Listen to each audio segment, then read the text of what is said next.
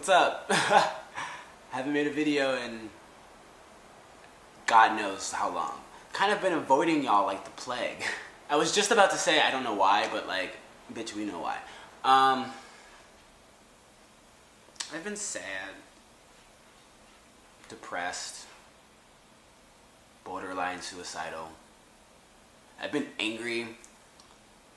I've been in pain, physically, mentally, emotionally. I've been going through it, and I don't know, y'all. I think it's just life, and that's been the hardest thing to accept.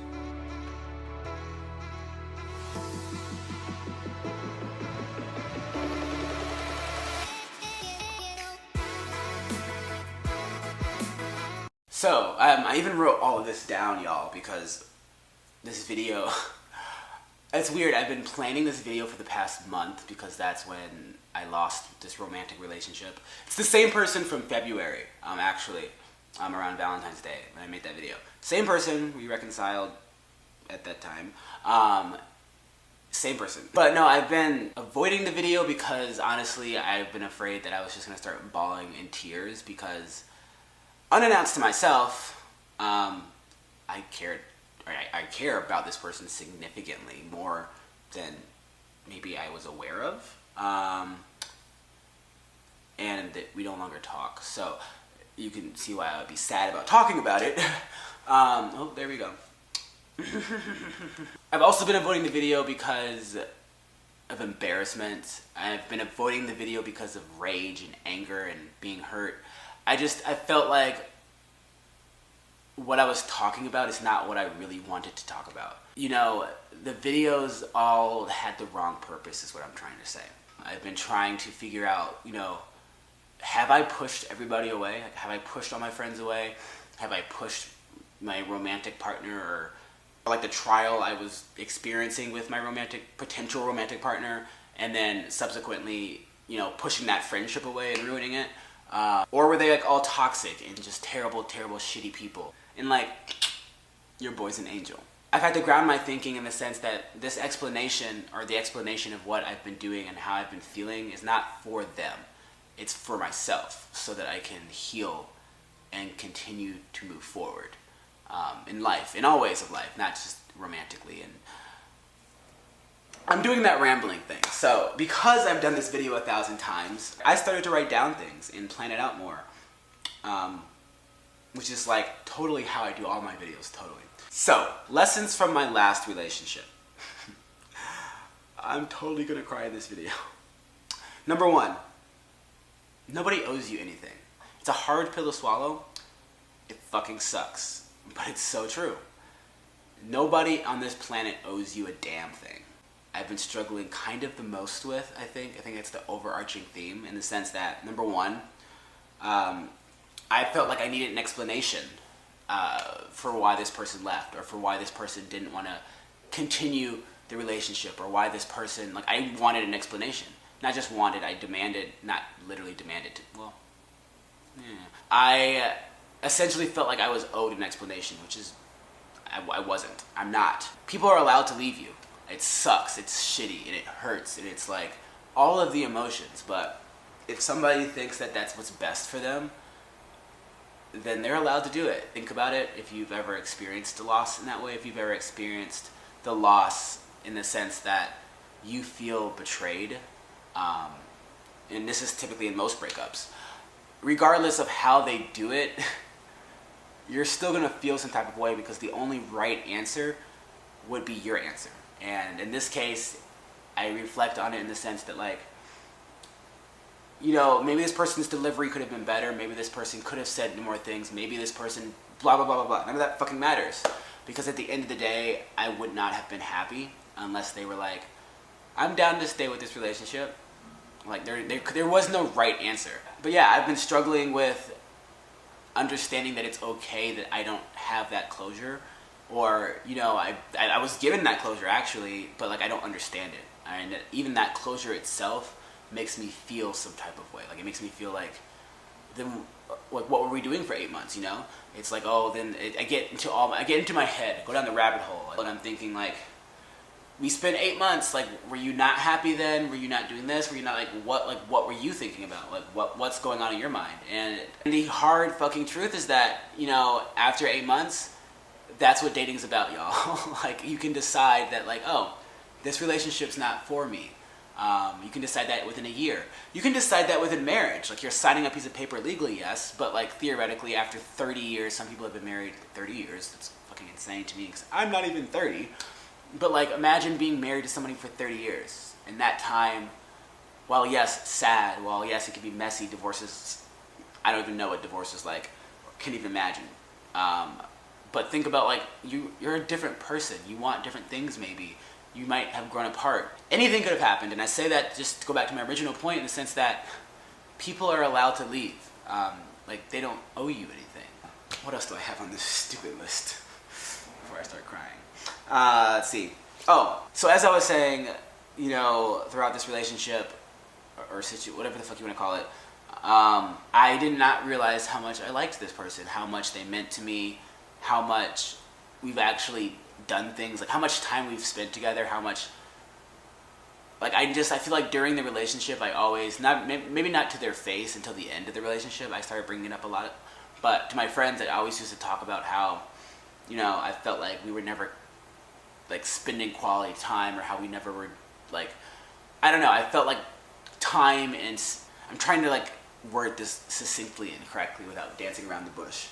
I felt like I wanted more from them. I always wanted more from them, whether that was their time, whether that was the quality of time, whether that was, I don't know, it wasn't like, and it's not necessarily like it wasn't good enough. I wasn't bitter about it, but I was like, I think that I was putting myself in the position where, you know, if they were doing something else that did not involve me, or like did not have me in the back of their mind somehow, that would anger me. And I recognized that right away as a pattern of mine in terms of like my issues and my attachment issues and my attachment trauma. I totally recognized that. But it was still there. Subconsciously, definitely. What the fuck were we talking about? Hold on. I felt, and I still do, which is the embarrassment part, in the sense that, like, they don't necessarily feel this way, clearly because they left, which is fine. Like, they're allowed to leave, as I said. But, like, I would have done anything. You know, when I say anything, you know, y'all know what I mean. But, like, I would have done anything for this person. And that's a beautiful thing in and of itself. Like, that's my thing. Maybe it was okay for me to expect that from them, but they never said that to me. They never, like, we never talked about that. And even if they had said that to me, they're allowed to change their minds. They're allowed to live the life how they want to live their lives. And just because I wanted to make something work does not mean that they had to make something work. That's what I mean when I say, like, I would have done anything for this person. Not like I would have robbed a bank, but, like, they brought up, essentially, when our relationship ended, they said, I think we have different communication styles, and I don't think I'm ready for a serious relationship. And they said that, like, they didn't think I was ready. They just didn't think it was the right time.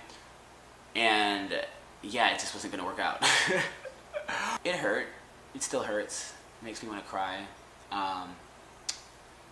It makes me feel all the feelings. In my mind, I'm thinking this person here is telling me essentially that they don't want to they don't want to go through the challenges of making this work. They don't want to put in the hard work to make this relationship work, because no matter what relationship you're in, it's hard work. They don't want to, essentially, I'm not worth, or I'm not valued, or, you know, it came down to my worth and my value, which is not what they were saying, it's not true, but this is how I felt. I felt as though, like, I am not valuable enough to be, like, they won't go through the hard work for me because I'm not valuable enough. And that's what it felt like. And I think that's why it was so soul crushing / why it still feels really bad. Oh shit. Okay. I need to go. Pause. Okay. And when looking at that pattern, when looking at, like, I am not valued by them, or, like, they don't see me worth fighting for, they don't, like, when looking at this pattern, it really is not about them, for me at least. It's not about this person or whoever might do it in the future, whoever has done it in the past. I see it as more like definitely a childhood trauma thing, in the sense that it goes back to my mom, my dad, my whole fucked up family dynamics growing up. I'm not sure if I even talked about this to y'all, because I'm like so far behind on videos and stories, and shit has just been crazy in my life. But essentially, I've been asking around in my family for fucking basically since I could talk, I guess. But the question I've been asking is, where was I from age 0 to 4? As in, when I was growing up, when I was born, who was I with? Why was I with them? Like, where were my parents? What's going on here? Because it's kind of fucking sad. There's multiple different stories, and if you ask my aunt, if you ask my dad, when my birth mom was alive, you ask her, it's a different story. If my grandmother was alive, it's a different story. Like, I've gotten so many different versions of this story about where I was as a baby that it's just not okay. That's not okay. Sorry, I'm getting a little sad. My dad literally said to me, I saw you like in 1998 or something like that. And I was just like, okay, so you like took responsibility of me in 1998. I was born in 96, y'all. So what the fuck? And it goes beyond, the abandonment that I experienced in early development, or early childhood development. The development that was not there because I didn't have anybody there.